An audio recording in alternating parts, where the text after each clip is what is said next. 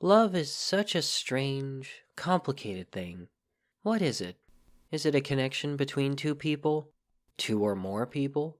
Is it a willingness to sacrifice or an unwillingness to let go? Is it something deep and spiritual, or is it just the result of chemicals in the brain encouraging creatures to breed? Technically speaking, it's me. There's a concept in physics in which every fundamental force is represented by a particle, a blip in some cosmic field. Electricity and magnetism are photons. Mass is the Higgs boson. I'm a little bit like that, an entity born from something deeply fundamental to your existence. Something you can feel the effects of, but not truly see. I've been personified in many different ways.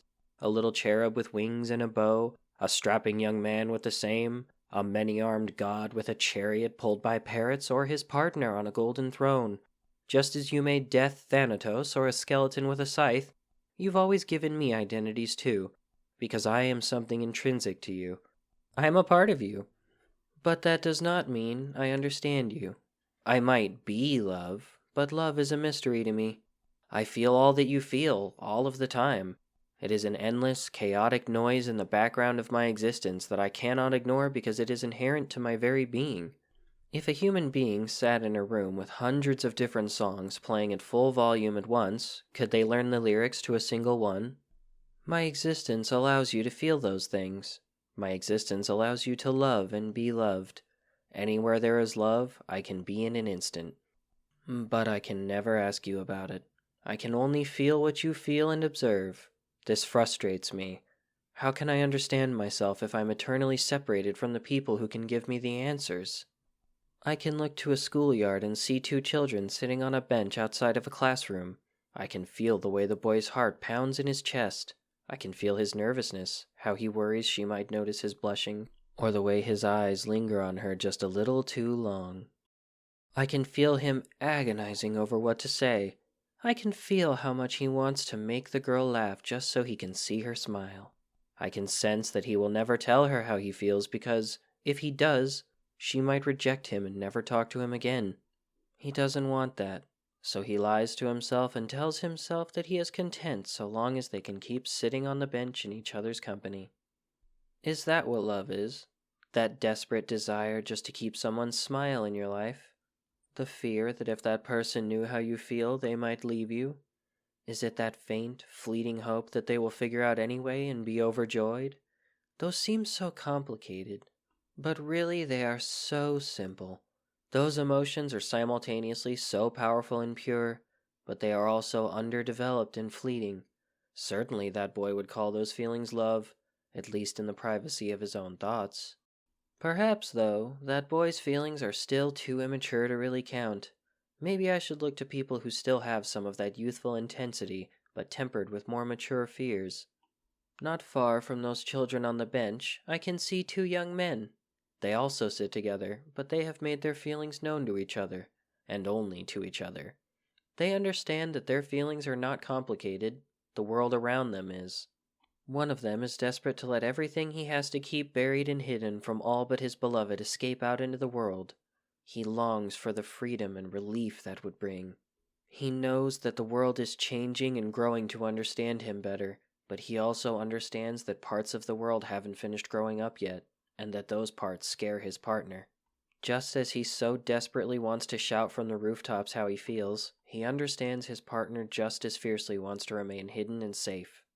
His partner understands that their love is theirs alone, and they do not have an obligation to share it with their surroundings.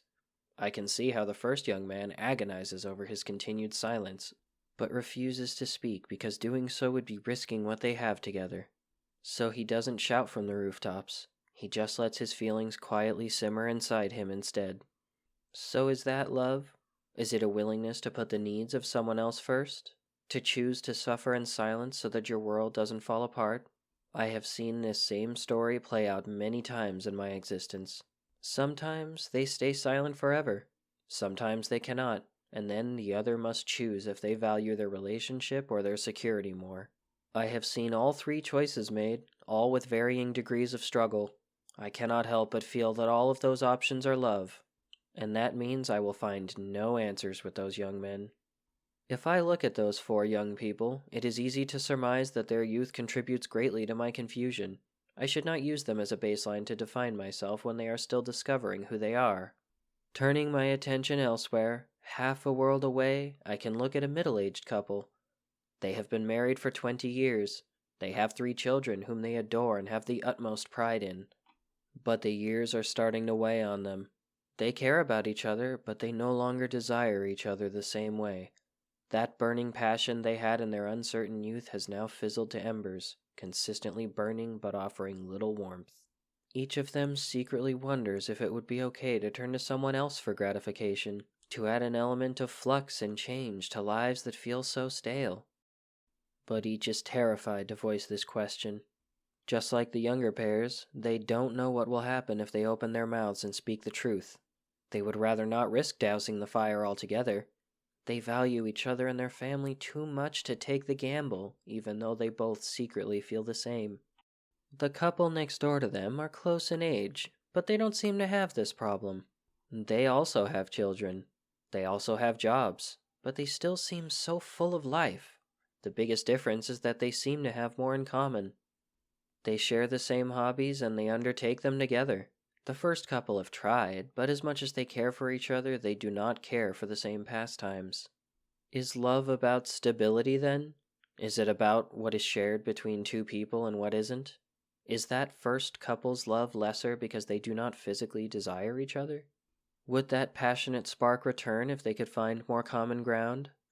Neither of them wishes to leave the other. They just grieve for the intensity they once had.